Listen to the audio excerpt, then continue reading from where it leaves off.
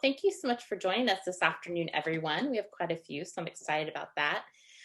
This afternoon, we have Dr. Charles Fote, who is the director of the Emergency Medical Sciences Program at Johnson County Community College.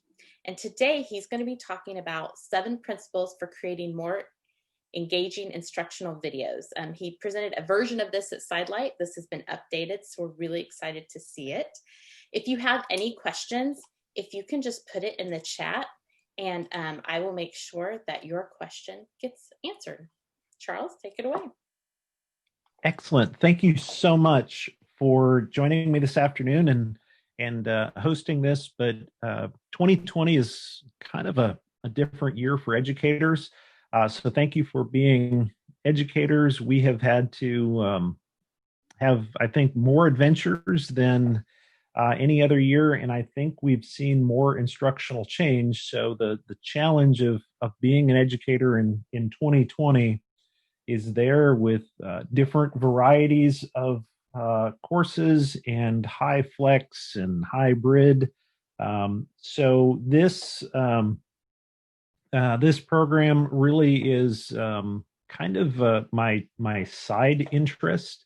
I started as a paramedic and have been a paramedic for over 30 years, and then I went and got a master's in educational tech, and then a PhD in instructional design and online learning. So as we went through this transition here at our college, I ended up getting in a lot of conversations about instructional video, and it would be fair to say I'm abnormally interested and have had a wide range of conversations.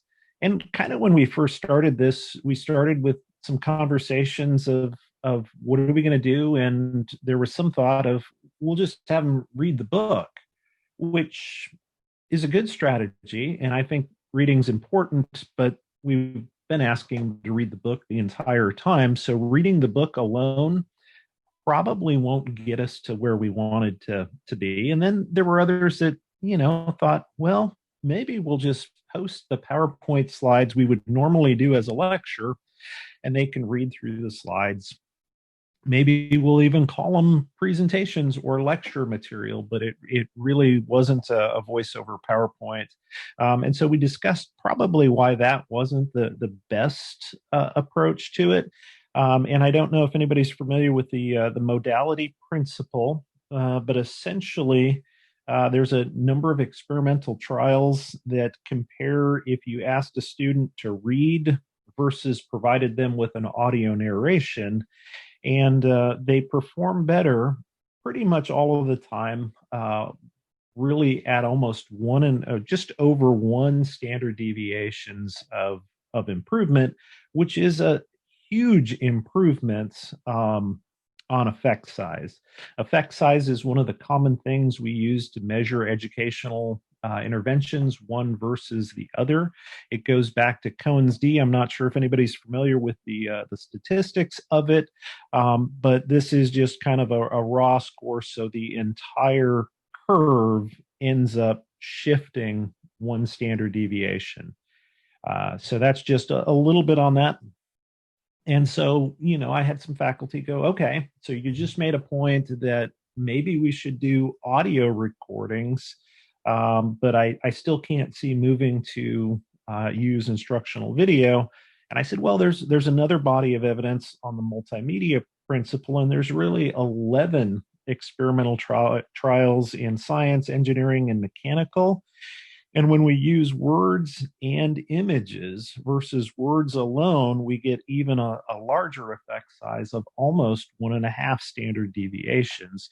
So there's probably some good information or good methodology if we really want students to take more away from this, that we're going to combine words and pictures. And if we're going to do that asynchronously, instructional video is kind of the way to go.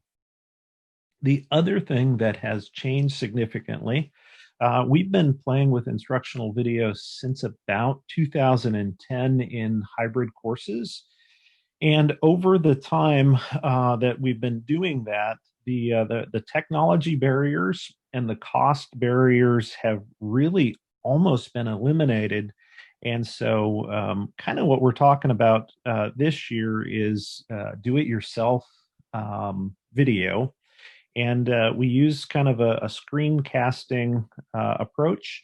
Now, when we first started, we did have faculty, as they were starting to record videos, literally melt some PCs because they were recording video that was entirely too long. But there's so many apps out there, and so you can record your screen, you can record your image on the screen. Camtasia is one of my favorites, and it's one of my favorites because it works equally or pretty much the same whether it's a Mac or PC. And so anytime you can get away from the platform bias, it seems to work for a lot more people. Other thing out there is ScreenFlow. Some people absolutely love this, but it is really a Mac only program.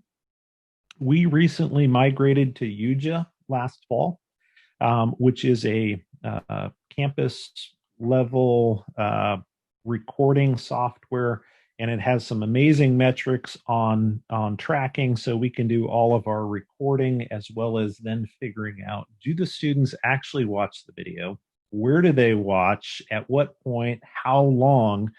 So all of those details are captured in detailed logs. And then there's things like Screencastify, which are completely free solutions that anybody could get their hands on.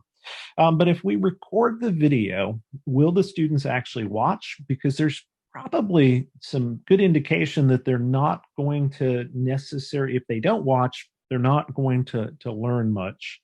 And then we also ask some questions about where will they watch. And the good thing with instructional video is if you've been playing with LMSs for a number of years, mobile devices do not always play well with mobile devices, and the experience kind of varies depending on what platform you're on. But instructional video delivers pretty well on whether it be a phone, whether it be a tablet or a computer. And so that's kind of an advantage. The other place that's kind of fascinating is YouTube, and it has a lot of videos on there, and a lot of them are not instructional. But spending some time on YouTube and looking at different watching metrics can really help us, I think, understand, will people actually watch your video? And one of the variables that we won't talk about today in the paper we're looking at is audio quality, because all of the audio quality was really set up by instructional designers and ed tech folks in the retrospective study. So it was all high quality audio. But when we look at YouTube, what we get is if you have poor audio, they will disengage, stop, and click off of that video. And so really, you can do a simple intervention to improve your audio quality of simply the headphones that came along with whatever phone you have will make a horrendous difference, because as we're talking do-it-yourself video and you're recording on your desktop or your laptop computer, that microphone is what we call omnidirectional, which means it records everything in all directions.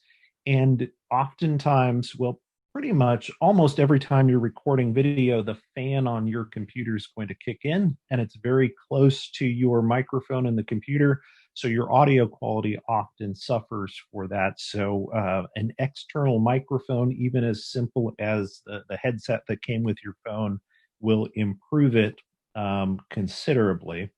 But there's a lot of interesting videos. But on YouTube, there's a lot of entertainment stuff, and it really doesn't qualify as instructional video, or it has a degree of entertainment that some instructors just aren't willing to go in that direction. So I came across a study that I think is really helpful for anyone who is creating instructional video.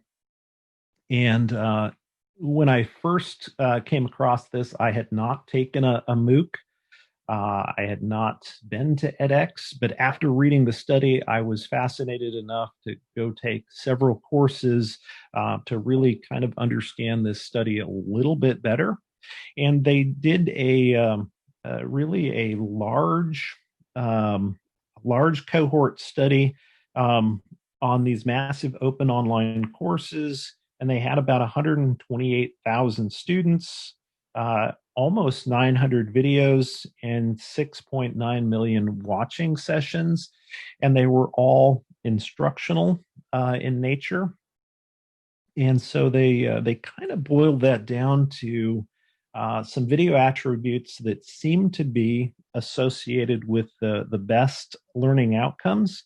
And we would really love to get to learning outcomes, but this paper stops short of learning outcomes because you really need a controlled trial to get there. And so this was retrospective, and they looked at engagement, which was really the watch time, and did they engage in the educational activity after the video?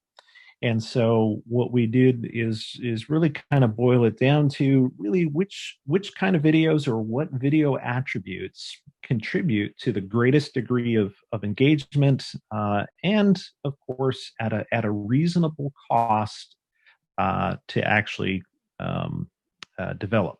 And costs come in several forms. There could be the dollars and cents associated with the studio. The other thing is what I really call administrative time, and the amount of time it takes away from doing other things in order to produce videos. So we want to try to minimize all of that and allow you to really um, focus on developing content and doing so at kind of a rapid pace. So on this was a non-experimental trial. It was retrospective. Engagement was their outcome, and we really don't get to learning outcomes.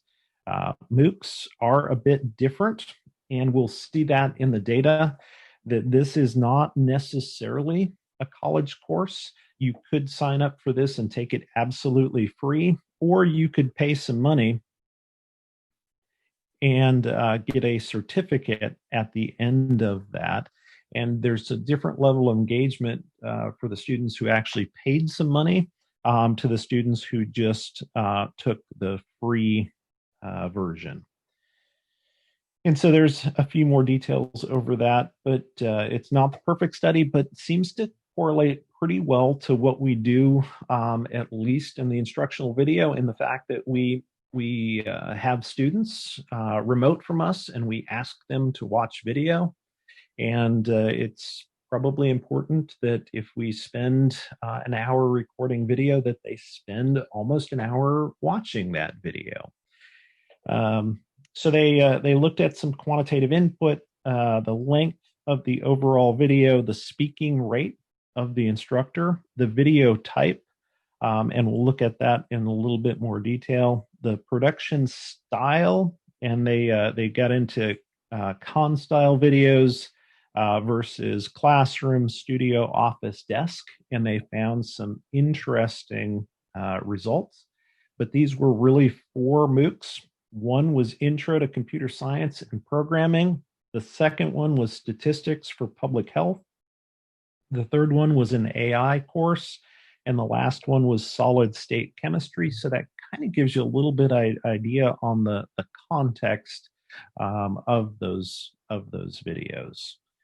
And like I mentioned, this for a retrospective study is pretty well powered. It is a big data study, and it's all instructional video.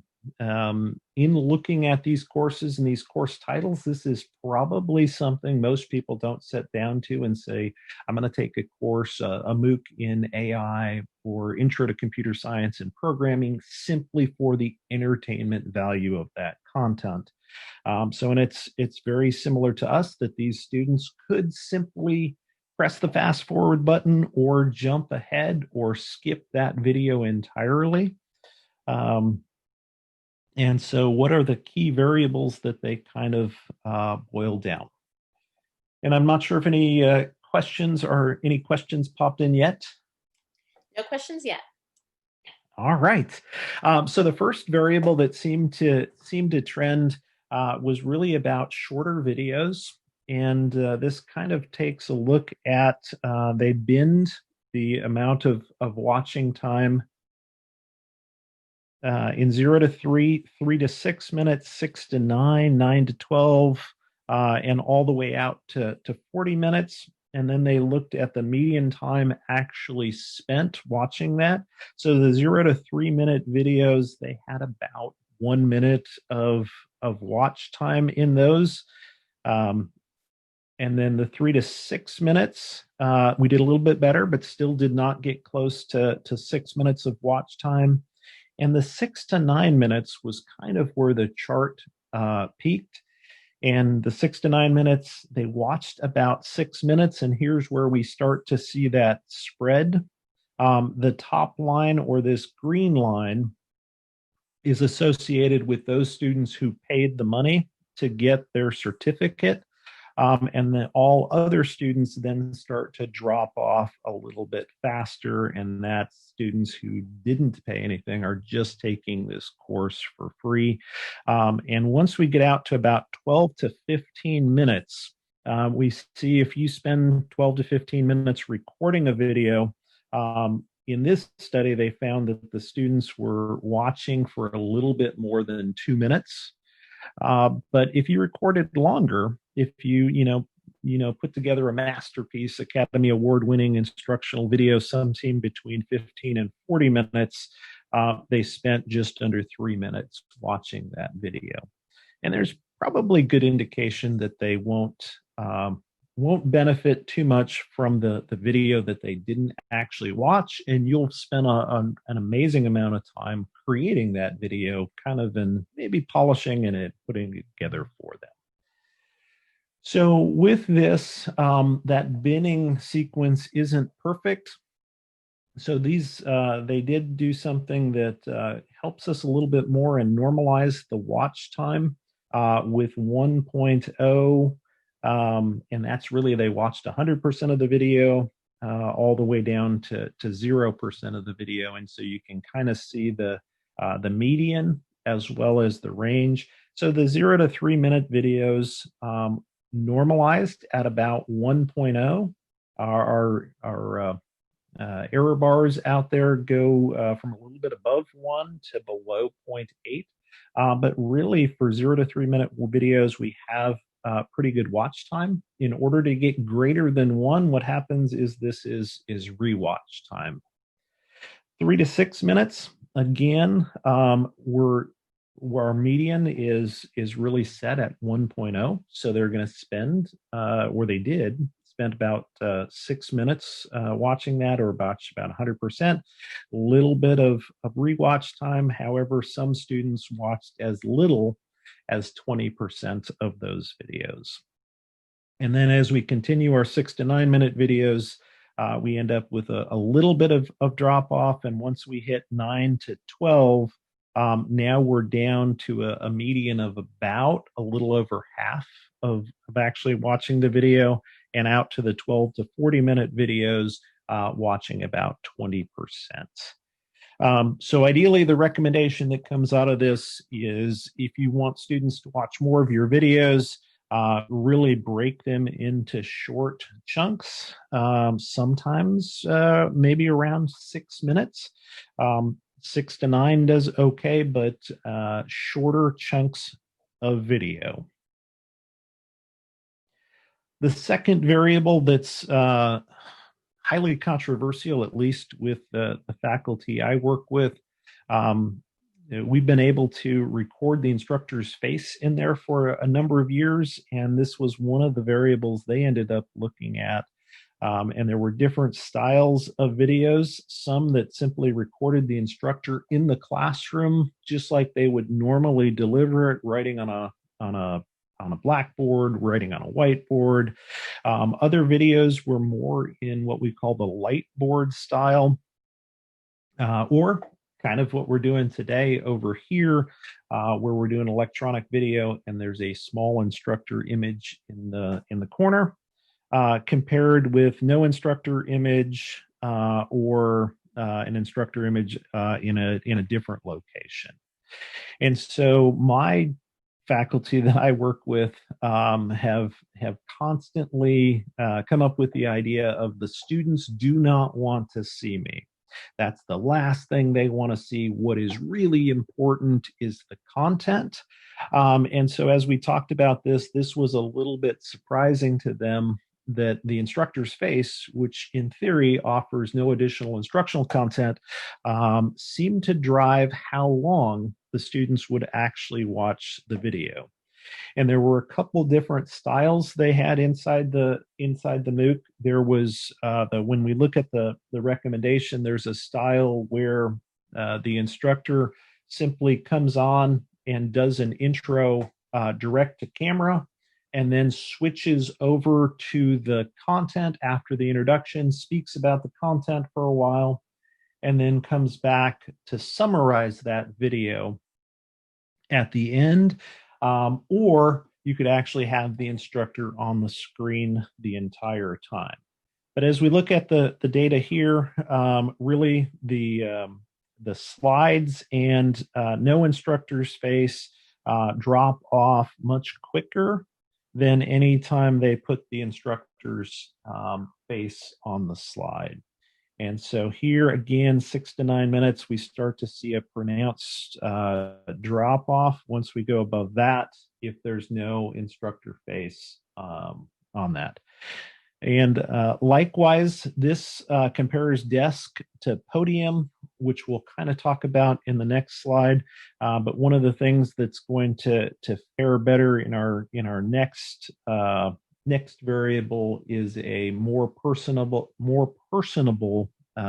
area, as opposed to a more formal setting in that. So interspersing the instructor's head, the recommendation was really go ahead and record both tracks of video. If you're using something like Camtasia, you record both of that, one from your webcam and one from your screen, and then you go back in on post and you can choose to feature which track of video, switching back and forth between the instructor talking, the content, and back to the instructor's face as you want to deliver that video.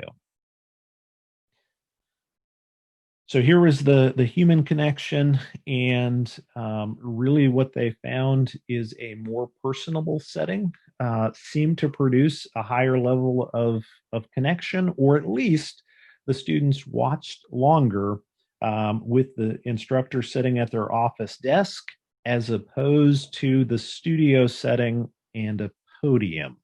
And the amount of time they watch that drops off very quickly, starting at 3 to 6, and holds off at least 6 to 9 minutes in the next setting on that. So their recommendation is really try filming in an informal setting, such as at the instructor's desk. What we ended up with in COVID-19 was very informal settings, which was usually the instructor's home, and try to make good eye contact. And it seemed to hold the interest longer in terms of human connection. Now, this also relates to other research. A number of years ago, there was some research on the language we use, and using a more personable language that was less formal and less third person seemed to drive higher learning outcomes in students. So in some courses, they talked about, we could talk about anatomy in the third person, or we could talk about, as a student, air goes in through your trachea and then branches out into your lungs, and simply making a few adjustments, talking about their lungs and connecting it to their body, seemed to drive higher scores on the outcomes. Instructor annotations, and this is trending pretty well in terms of the experimental trials as well. And so tablet tutorials are more engaging than simply PowerPoint slide screencasts. So for example, in order to pull this off today, all I've done is strategically plugged in my iPad, and I use that as my screen source so I can scribble on it, mark on it. And I'll kind of give you an example at the end of typically some of the things I would do in a class. And I've been doing this style not with me on in video, but whether I'm doing a live classroom or a conference, if I'm interacting with it, I like to be able to, as opposed to a laser pointer, really circle, draw, maybe write formulas on the screen. And they pointed out the ones with a visible hand were even better. There is some software out there that kind of allows you to make those sort of videos that you've seen on probably YouTube with the instructor's hand visible, except it's not actually the instructor's. I've struggled a bit with that because you really have to work at timing your animations. And so the iPad has been a pretty good solution for me. And it just plug it in, and you can plug it in on Zoom and say use your camera feed, and then you can have your face and the slides up. But the uh, the tutorials with the annotations and the instructor drawing outperformed those that didn't have any instructor animations. So very similar to using a laser pointer, but just more specific. There were some of these MOOCs said, well, let's not redo this or record this specifically, but we'll simply record what I'm doing in the classroom. But when I talk in the classroom, it's for a much longer period of time. And so oftentimes it's hours or 2 hours, but we know that video chunks for asynchronous should probably be shorter. So we will just go back and arbitrarily chop those lectures up into whatever video segment we want. And it turned out the students actually watched longer when they kind of invested in what they call pre-production and planned ahead. They introduced a segment, provided a bit of instructional content, and then provided a conclusion, as opposed to the chopping up portion where they just arbitrarily broke up the content on what they thought would be a good point. So these performed really well with the no drop off all the way out to the 12-minute mark when they were pre-planned lectures that were really mini lectures as opposed to chopping up classroom content. I guess one other comment on chopping up lectures. Sometimes the struggle on actual lectures is the instructor was mic'd, the students were not. So when the students asked a question, you would often have an answer that followed that didn't actually restate the question. And so that produces a little bit of complication in there as well. And this you're probably not going to find surprising, but it turns out online video, energy and enthusiasm are probably just as important as energy and enthusiasm in the classroom. The older ones. Yeah. Rotating stock. The third or no? No, there were two pizzas and So energy and enthusiasm. So they looked at for this, their marker was really speaking rate in words per minute. And those instructors speaking around 12 to 40 words per minute really had about a 20% speaking. And as their words per minute increased, we get engagement, but this is by video length and speaking rate. So if the instructor was speaking fast with enthusiasm, and the video was 3 to 6 minutes, you really get pretty much 100% watch time across the top on that. And they talked about also going back if you have editing folks like they did for this, and having those editing folks eliminate any pauses in the material.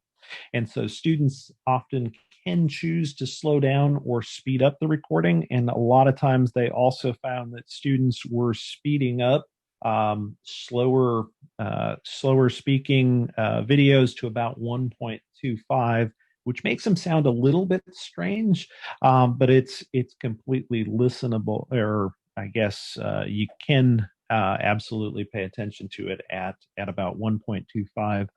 Once they crank it up to about 1.5 times speed, it really starts to sound more like a chipmunk or squirrel. And I think you struggle to understand the words a little bit more. Content and intent matters. And this really comes back to, as you put together a video, there were tutorials which told students how to do something, and then there were just lectures. And in the lecture videos, students really watch it once and don't go back and rewatch lecture videos, as exciting as that. But if you can get them to watch it once, you're really golden. With our UJA system, when we first got it, there were a lot of people that said, students are going to go back and they're going to rewatch this and rewatch this and rewatch this. And our department data says we're really happy when we get them to watch a lecture video once. And so we've tied activities to that, but their actual engagement time on the tutorial videos is shorter. But if you come over to the second chart, what they do is they often rewatch tutorial videos and watch them in segments. So as you organize your videos, really think about first time watch for anything that's a lecture video, for tutorials or instructions on something. They will rewatch and often skim to particular parts on your videos. One of the things we have struggled with on UJA as we watch this is different faculty have taken different approaches, and there's a way for us to lock that playhead where they couldn't scrub forward, and they would, in order to get the watch time, they would literally have to watch it start to finish. But we ended up getting a lot of complaints for students on this. I just missed that last piece of information. I wanted to go back, and then it restarted the entire video, and I was, X minutes into this. And so that has not been popular with students to lock the playhead. So we've unlocked that playhead and try not to do that. Because the students who do want the material tend to be overwhelmed by that a bit. So really overall, short logical chunks seem to be the best for instructional video. And ideally, if you base those on an objective or several objectives or learning outcome, record your face. And then you can figure out how you want to integrate that, because both tracks are recorded and saved. If you want to have the instructor in a small window, what you're going to do is simply resize that second video and set it down in the corner. Or if you want to switch back and forth between going direct to camera and content, it allows you to do that as well. Annotate or attempt to annotate. There are a number of ways to do this. Lightboard is one of the ways. I'm not a big fan of Lightboard. I love the concept, but the fact that I have to reserve a studio at a particular time, go to the studio, and I have to have really a tech. So there's two of us there. And so that kind of limits when and how much I want to record, but the results are absolutely kind of cool. So it depends on if this works for you. We only have one Lightboard studio, so getting the studio time when you want it is the challenge. Long before we had iPads, we simply used Wacom tablets, and this allowed us to kind of annotate in the same way. The downside to these Wacom tablets was they were just a blank piece of plastic. And so you kind of have to guess where your stylus is and where it's going to start writing. So when we moved to the iPads, it was a much better experience because I can literally see on the iPad where I'm going to start writing and where I'm going to end. And you can also just simply add blank slides.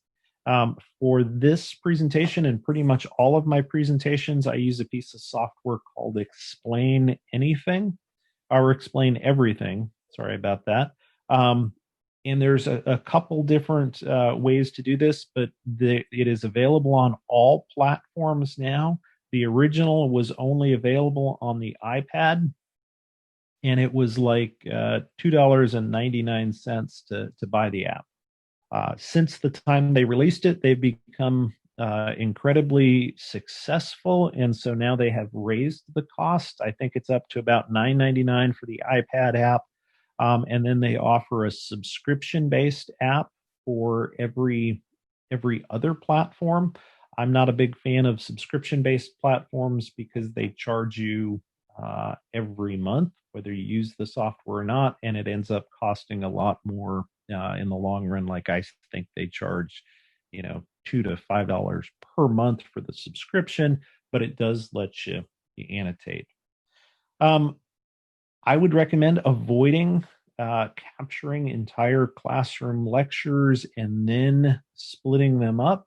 And so most of our faculty, well, we did try this for a number of years where we simply captured the lecture in the classroom and then tried to split it up in retro. It didn't work for us much better. So we really go back to office recordings or home recordings that are shorter. Being enthusiastic and energetic as possible. And it's really easy for me in the classroom to be energetic. It is more challenging to be enthusiastic and energetic while I'm on the exciting Zoom or webinar platform. Think about lecture versus tutorial in the way you record those, and really figure that they're probably going to watch a lecture once where they may rewatch a tutorial. Think about content and your instructional intent. Have purpose, stay focused, and it's really easy. The other drawback that we can kind of fall into with this paradigm is I had one instructor, one of my seasoned instructors, who didn't like to record anything. And so when we moved him over, we started him on some of the older technology using the Wacom, and his lectures were fairly short. We trained him on the iPad. We spent about 5 minutes in training how to record on the iPad. And unfortunately, his lecture times, because this was so simple, jumped up to he intended to record 20 minutes, and an hour and 20 minutes later, he actually stopped recording his first lecture. So it's easy, as the tool gets easier, to record longer. And that's the case for classes as well. We've always struggled for classroom time. We don't have enough classroom time. And so if you just record and it's really not informative, the students tend to stop watching. Now, additional things. Oh, I totally forgot. I'm going to see can I drop a file? There's a handout in the slides. Once I switch back out of screen sharing, I'll put those in the window, but all of the references for the entire program or the entire thing we talked about are on there and linked. So you should be able to download them, but there's some additional reading. And this first one is an interesting study because it is an experimental study, and they look at the role of dynamic drawing or annotations, eye contact, and instructor visibility. So one of the experiments they do here is they say, what happens? Is it just the instructor being present on the slide? and they pull the instructor off, same recording, and then they have one where the instructor does not make eye contact with the group the entire time, and that was just had the same amount of learning than if the instructor was turned off. So there has to be some eye contact at some point with the students in order to get that connection. It's not simply the face alone. There's some more experimental with drawing diagrams and learning from multimedia. And there's an intriguing one here on instructors' image size. And they tested experimentally different sizes of the instructor's image. And in that, what they found really was a small instructor image seemed to increase learning. But if they went to a large instructor image or a medium instructor image, you lost some of that benefit.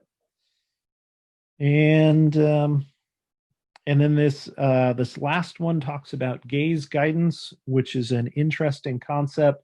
And this is kind of challenging virtually because you have to appear to look at the content. And this one is actually done with eye tracking and sees what happens to the students.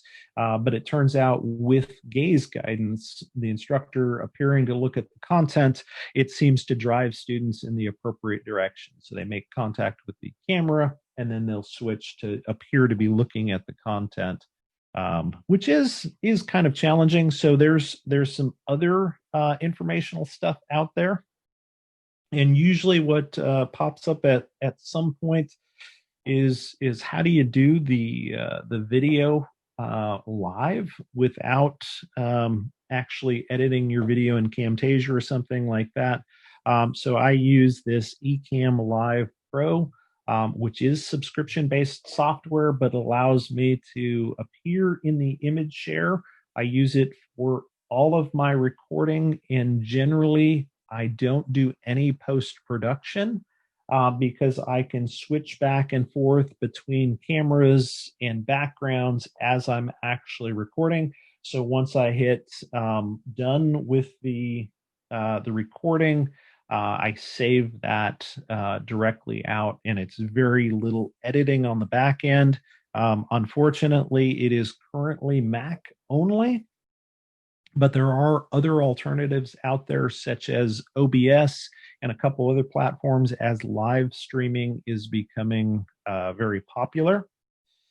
I use a tablet, an external microphone, and like I said, this Explain EDU or explaineverything.com, the Explain EDU, the single one cost, if you have an iPad, is a much better deal than paying for it repeatedly. And then Camtasia Studio, ScreenFlow, Uja, Screencast-O-Matic, all of these are really options that are kind of available to pretty much everybody for do-it-yourself video. The Wacom tablet still works, just a little bit more complicated. I would recommend a external mic. Webcams went in short supply and are still a little bit difficult to get. Often the times the one in your computer isn't the highest quality. So you could actually connect your phone and use a $2.99 piece of software, at least for an iPhone, to get a high quality webcam. And that's kind of an example of the Lightboard Studio. So I'm hoping there might be some questions, and I'm going to come out of screen share mode because I can't actually see the questions when I'm in screen share.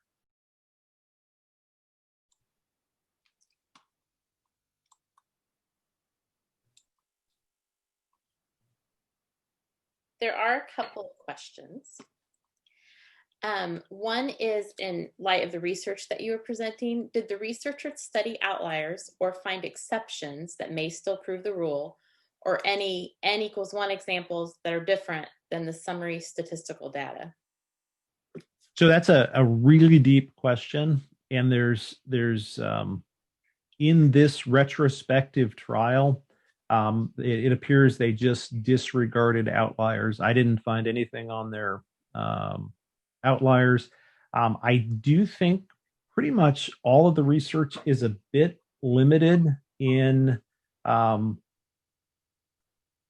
in terms of watch time. Oftentimes, the students weren't asked to do anything while watching the actual video. And with the current trend is what's the effect if we ask them to do something that's an assignment while they're watching the video? So like a guided note-taking experiment. But there was nothing to that in here. The researcher kind of came on board for a short period of time and then retrospectively gathered up the data and ran an analysis. Okay, and another question is, what about the accessibility of the image? So how would you alt text what is happening with the instructor face presence? I have no idea how you'd pull that off. Now we close caption all of our videos. The system originally takes a pass at it, but I'm not sure of any way to make that modification so they could actually see what's going on in the instructor face. Um, the other interesting thing is we've in our hybrid courses actually teaching with students in masks and us in masks, and it is so much more difficult for me to actually read, are the students understanding this, do they get this? And I think there's a lot of information that can be conveyed by the face, but as far as accessibility, I have no way or no idea of how to actually convey that. With AI, probably in a couple of years, there might be something, but I just don't think it's there now. Okay, are there any more questions?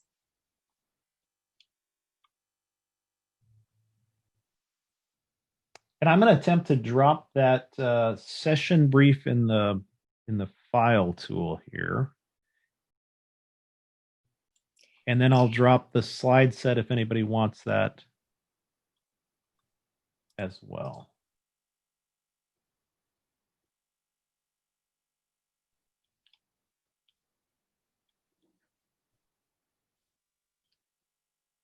Well, maybe I will. If you can't, you could always send it to me and I can send it out to everyone who attended as well. Okay. Let's do that. I have a list from the participants and I'll just send it out to them if you email it to me. Well, thank you so much, Dr. Fote, for spending time with us. This was very interesting. Very excited to learn more about it. And also thank you to everyone who attended this afternoon and spent some time with us. So thank you. Have a great afternoon. And I will send out the handout that Dr. Fote sends to me. Thanks. Everyone have a good Thank you.